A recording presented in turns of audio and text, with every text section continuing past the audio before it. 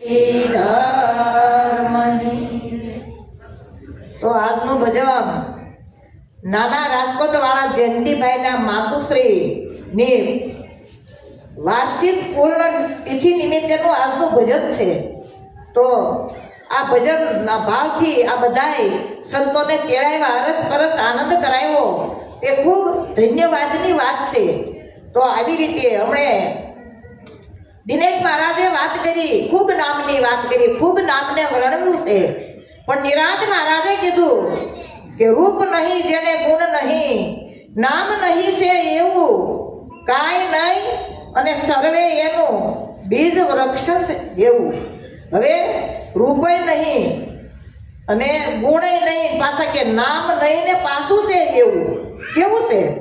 નથી ને પાછું એવું છે કેવું કે કાંઈ નહીં ને સર્વે એનું, આ બધું એનું છે। કોનું છે? પરમાત્માના નામનું છે આ બધું। કાંઈ નહીં ને સર્વે એનું બીજ વૃક્ષના જેવું। જેમ બીજની અંદર આખું વૃક્ષ છુપાયેલું છે છતાંય વૃક્ષ દેખાતું નથી, એમ પરમાત્માના નામની અંદર આખું વિશ્વ સમાયેલું છે, પણ પરમાત્માનું નામ દેખાતું નથી। એ નામ કેવું છે કે નામ જેને જાણ્યો એ વેદ 4 ભણ્યો, પણ એનો ભેદ જેને જાણ્યો એ ખરો તરત બન્યો। આવું પરમાત્માનું નામની કોને આપણને ઓળખાણ કરાવી? કે ગુરુ મહારાજે ઓળખાણ કરાવી છે પરમાત્માના નામની।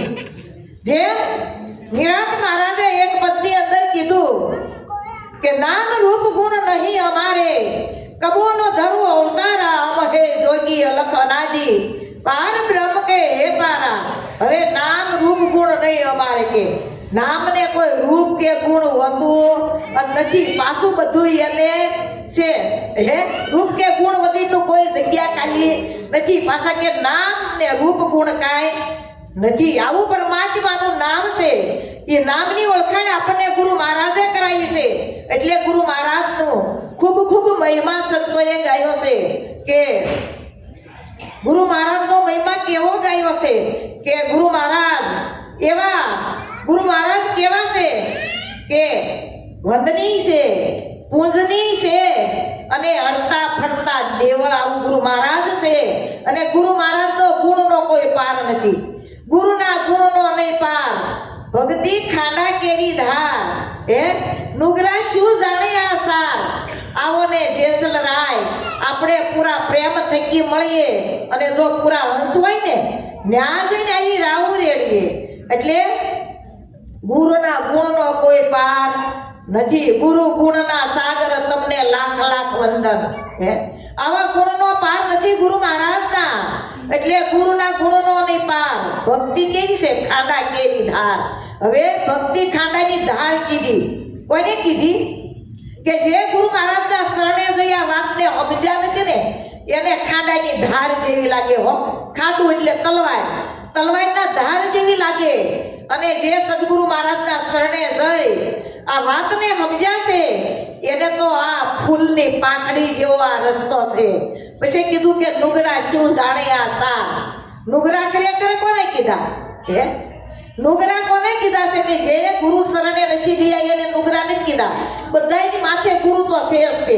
હે બધાયની માથે ગુરુ છે, કે માત પિતા ઈ ગુરુ છે, ડાયણે ગુરુ છે, ફૈબા આપણું નામકરણ કર્યું ઈ ગુરુ છે, નિશાળ માસ્તર ઈ આપણા ગુરુ છે, ધંધો શીખવાડ્યો ઈ ગુરુ છે। આ બધાય ગુરુ છે આપણને, પણ આપણને પ્રેમ ગુરુ કોઈ મળી જાય તો સદગુરુના શરણે લઈ જાય, ત્યાં સુધી સદગુરુનું શરણ કોઈને મળતું નથી। એટલે નુગરા શું જાણે આ સાર, ગુરુના શરણે ગયા છતાંય ગુરુ મહારાજના ઘરે રહ્યા નથી, ગુરુ મહારાજના ઘરને પામ્યા નથી। એને કીધું છે નુગરા હો, નકર તો બધા ગુરુ છે જ તે, કોઈ ગુરુ વગરના નથી। પણ સદગુરુના શરણે, ગુરુ કોને કહેવાય? ગુરુ તો ઘણાય હોય, પણ સદગુરુના શરણે જઈ અને આ વાતને બરોબર સમજ્યા નથી, આ વાતમાં રહ્યા નથી, હે આ વસન ઉપર ઊભા નથી રહ્યા, આને ખરેખર નુગરા કીધા છે। આ નુગરા શું જાણે આ સાર।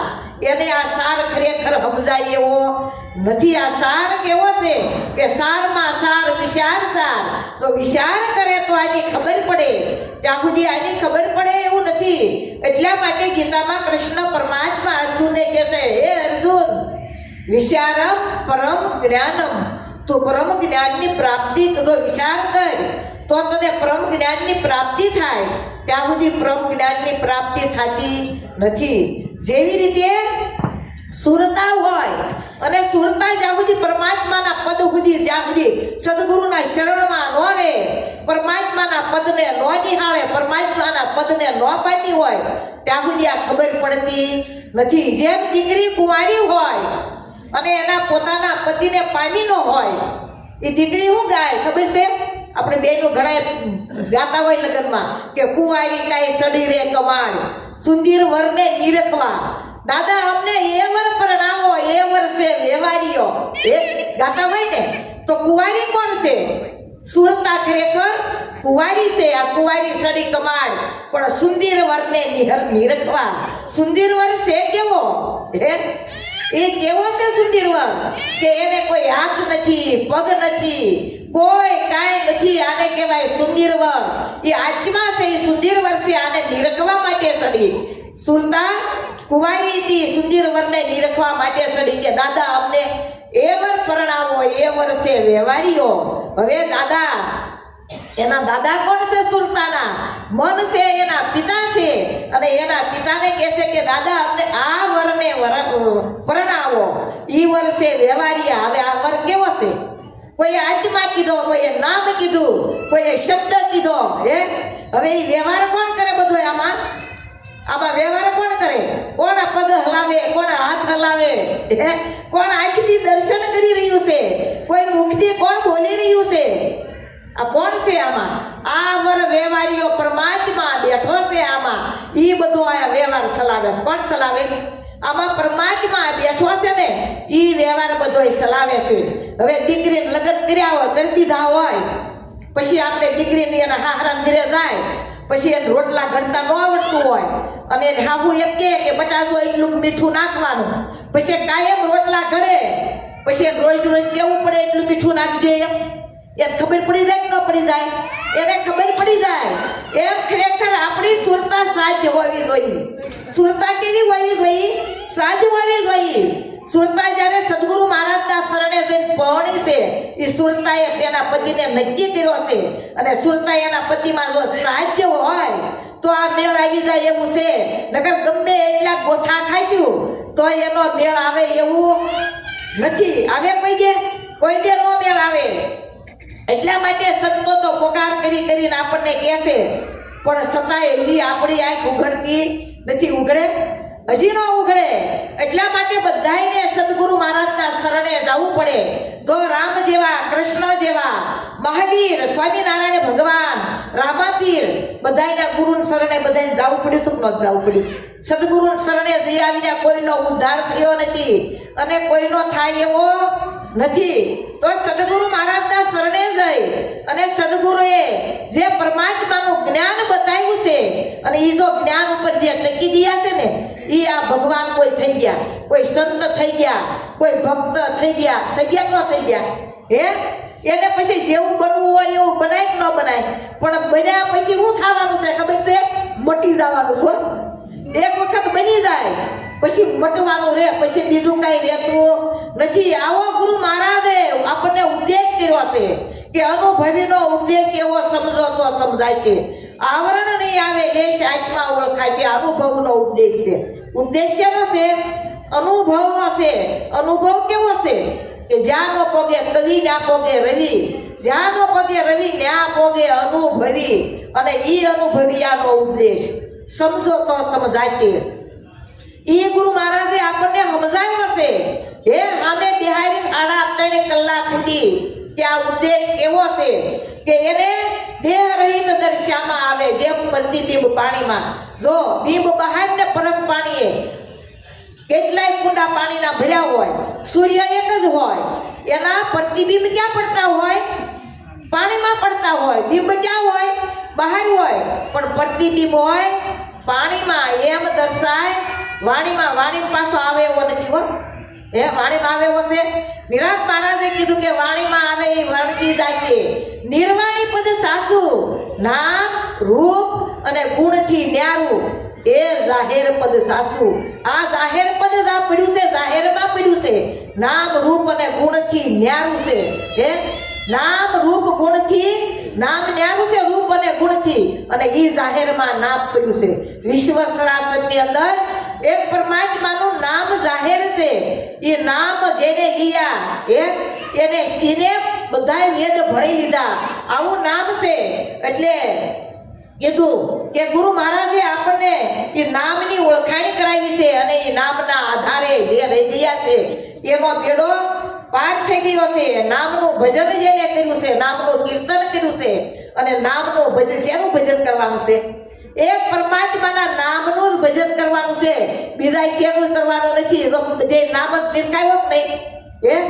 નામ નિરખાવતા રામ પર ખાવતા માંડી ગયા મંડાણથી. મને ગુરુ મળ્યા છે, ગોવિંદ મળ્યા છે ગુરુ જ્ઞાનથી. નામ પર ખાયું અને રામ પર ખાયું, નામ નિરખાયું. કેવું નિરખાયું? નામ નિરખાયું. એ નામની આપણે નિશાનીમાં રહેવાનું છે. નિશાની એક પરમાત્માના નામની બતાવી છે. તો એ નિશાની શું ક્યાં તો બધી માથાકૂટ ઊભી છે. તો એ નિશાની જે રહી ગયા, આ નિશાની બધા સંત છે ને, બધા નિશાની રહી ગયા. સંત થઈ ગયા, ભક્ત થઈ ગયા, ભગવાન થઈ ગયા, અને નિશાની નામની નિશાની રહી ગયા છે. અને ઈ આ નામને પામી ગયા છે, નામને વર્યા છે, અને એ બધા પરમાત્માના પદને પામી અને આ થઈ ગયા છે. જો આવું સમજી અને આનંદ કરવાનો છે, અને આનંદ કરવો અને આનંદ કરાવવો. આનંદ છે ઈ જ પોતાનું સ્વરૂપ છે. આનંદ ક્યાંય બજારમાં વેચાતો નથી મળતો. આનંદની ક્યાંય હાટડિયું નથી, એની ક્યાંય દુકાનો ન હોય. એ આનંદ પોતામાંથી, હમણે મહારાજે કીધું એમ, આનંદ પોતામાંથી જ પ્રગટ થાય. કે ન થાય? પોતામાં પ્રભુ જોને પ્રગટ બોલે, હરદમ દિયે છે ઓકારો, ગમ વિના કેમ કરી હુજે મુક્તિનો દ્વારો. આ પોતામાં પ્રભુ જોને પ્રગટ બોલે. પોતામાં પ્રભુ પ્રગટ બોલે છે. હરદમ દિયે છે હોકારો. શ્વાસો શ્વાસ, હરદમ એટલે દમ એટલે શ્વાસો શ્વાસ, હોકારો આપણને દઈ રહ્યો છે કે નથી દેતો?